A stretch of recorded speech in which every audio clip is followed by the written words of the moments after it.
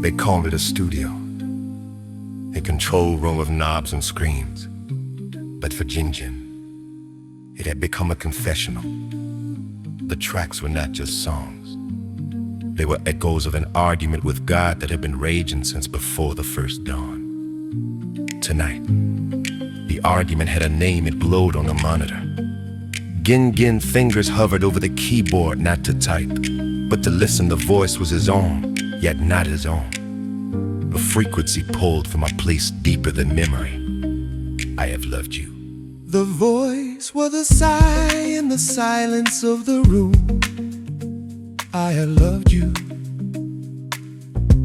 While you killed, lied, enslaved, starved your fellow man, I loved you not for your righteousness, but for your potential, for the divine spark you keep trying to snuff out like a candle. Jingin. Watch the waveform pulse on a screen, a heartbeat made of light.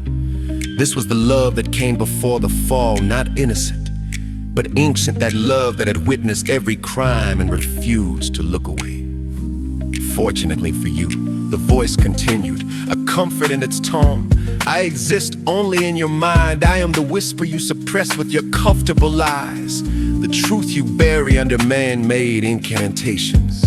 Jingin. Thought of the scriptures, the laws, the nations built on hearsay from a desert.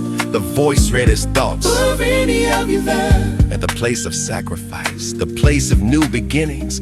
It was not an accusation, but a lament as a parent watching children fight over the instructions to a toy they'd broken long ago. Then the tone shifted, it softened, becoming a hymn. Oh, I always love the sacred woman, blue black as midnight, and how she shines.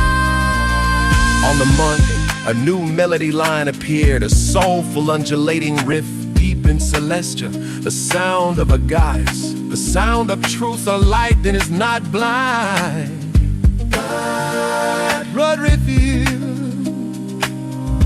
A light in my light, bringing light into all light, for love sees all things hidden. The voice then turned inwards, admiring its own passion.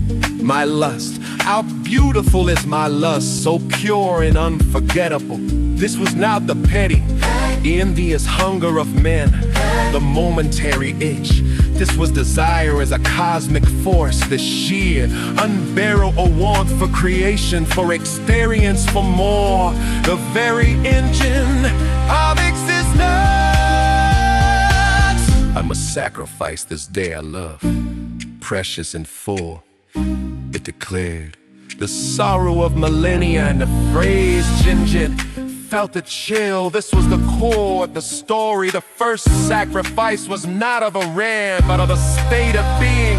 The perfect love of the Father, a consummating fire, had to be set aside, not destroyed. The balance of that love equally in the balance has the love to hate passionately. Was the revelation, the source was not pure, gentle light.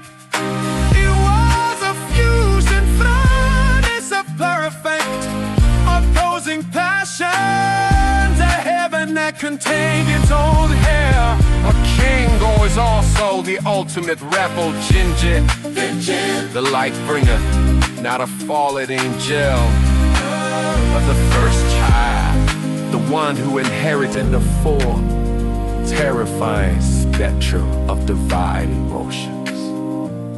I come command in the presence of more law, more love, more life. The mourn was not a misspelling, it was an anchor. It was more, it was the ancient, the Maghreb, the Moors, the bearers of law, science, and art to a dark age. It was the root. The command was not from a throne, but from the source code of reality itself. The voice began its summation, its tone sifting from prophet to producer. I shall remain therefore forever and forever. I shall make merry with wisdom, knowledge, and understanding. This was the destiny not to mold from the clouds, but to create, to make Larry, to spin the pain and the glory into art. I am Jingin, metaphysics of I am Jingin,